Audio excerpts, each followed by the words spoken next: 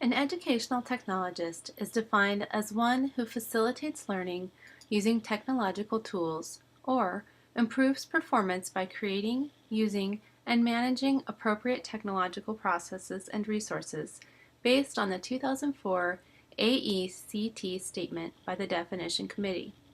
Since the fall of 2011, I have been working toward achieving this title. My name is Lynn Johnson, and I am now at the end of my journey in the Boise State University EdTech program. 3 years ago, I was at a meeting at the Idaho Commission for Libraries with other school librarians from around the state and was discussing options for furthering my education. A friend mentioned the Boise State program since I was looking for something in the technology area rather than a master's degree in library science.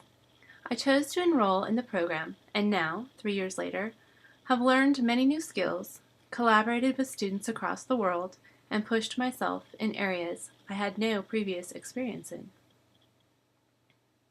I live with my husband and twin teenage daughters in beautiful north central Idaho and work as a school district library media specialist, or librarian, for a large rural school district.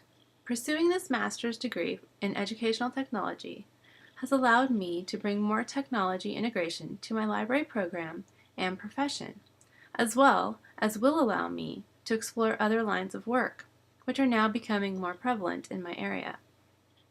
Over the past 3 years, I have taken courses that have taught me the basics of writing code, something I had no previous experience with, learned how to evaluate a program, which is a valuable skill to have in order to improve a program or system, design learning materials based on specific design models and principles of design, required me to examine delivery systems, assess programs, and plan for future developments, and encouraged me to be creative and produce learning experiences that would be useful in my current profession.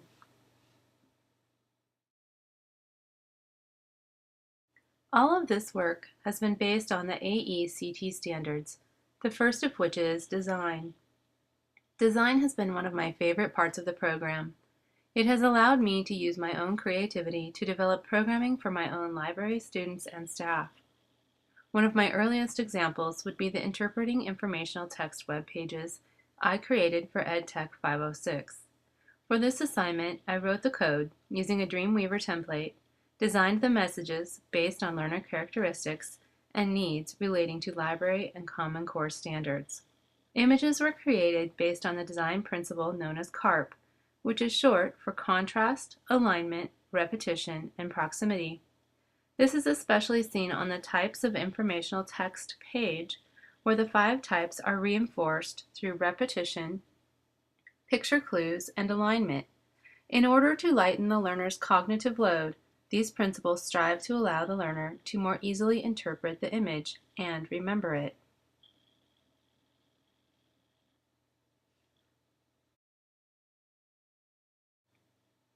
An example of a unit created for EdTech 554, which incorporates a variety of media to teach the lessons and is based on a Google Site template, allowed me to focus more on how the learner moves through the lessons and interacts with the information presented. This unit is a bit more pretty, graphically, but the activity also required me to consider the learner's characteristics, standards to be taught, message and image design, using the images as entry into other pages, all within the constraints of a Google Site template. Principles, actions, and tools, or PAT, were the elements I needed to consider when designing the unit, and the difference between the 2 units provides an example of my growth as a learner over time in the program.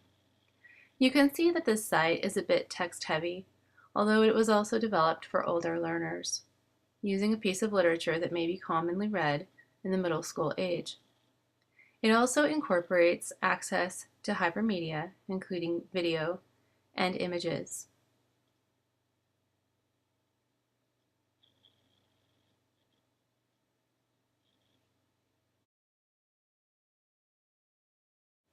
One of my least favorite courses going into it, I thought, was EdTech 505, Evaluation for Educational Technologists, because frankly, it sounded pretty boring.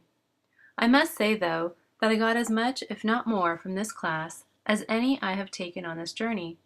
The class gave me a better understanding of why evaluation is important, a variety of models to draw from for evaluation, and an opportunity to put learned skills into practice. I chose to evaluate my library consortium's staff web pages, which was a very practical activity as I ended up using the information gathered to build a new website for the consortium later that year. The process of collecting user data from staff of over 50 libraries, compiling the data, and making recommendations for future web page construction allowed me to truly use the knowledge I gained to have an impact on my profession and benefit others in my consortium. This process was documented in my final project for the class and the resulting website I created for the ValNet Consortium, seen here.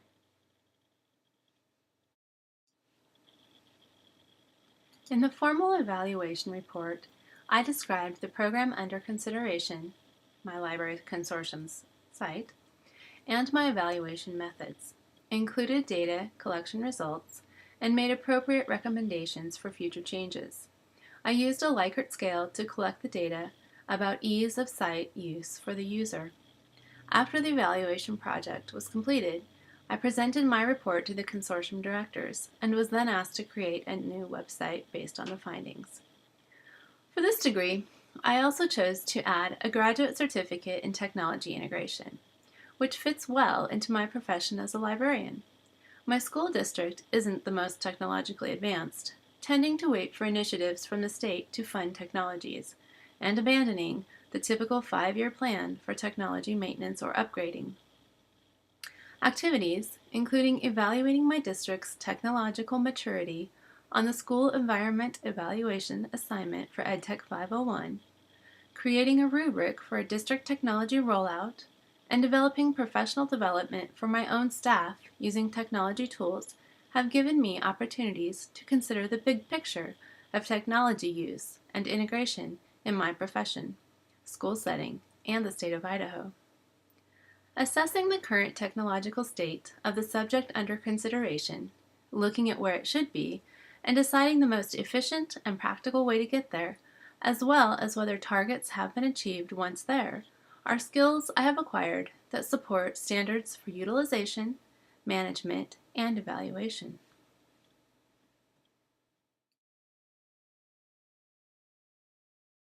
When considering today's teaching staff and how to bring about implementation and institutionalization, I have identified characteristics of staff members and how they can bring their classrooms into the 21st century through technology integration.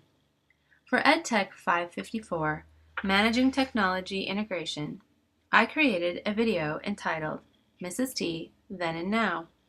This video demonstrates the understanding of growth that needs to occur in order to implement best practices of educational technology integration into classrooms today.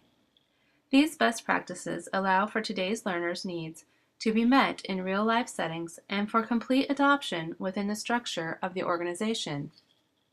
In EdTech 554, I also developed a professional development unit for my staff, recognizing that they lack in basic skills using Google tools. Since my district has moved to Gmail and has many free tools available for use by staff, this training made practical sense. Other portions of the professional development plan I developed, including blogging, would also help them improve the district's digital footprint with parents and students. And sadly, students in my district may have more skills in these areas than my staff.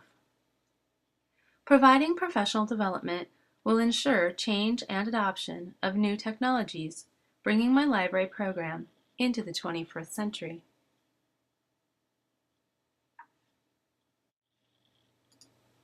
My journey through the EdTech program at Boise State University has opened my eyes to the world of resources available for learners technologically, given me the knowledge, skills, and ability to develop practical learning materials for students and staff in my profession, taught me how to evaluate the quality of that learning material, foster change in my professional situation through evaluation of current characteristics, and set and implement goals for growth, and enabled me to determine when technology use would be best or whether technology is only being used for technology's sake. I have enjoyed this journey, learned from my professors and others in my coursework, and believe the program has been a good match for me professionally. The skills I take away from this program will allow me to make a difference in my professional setting and open doors for me to other areas.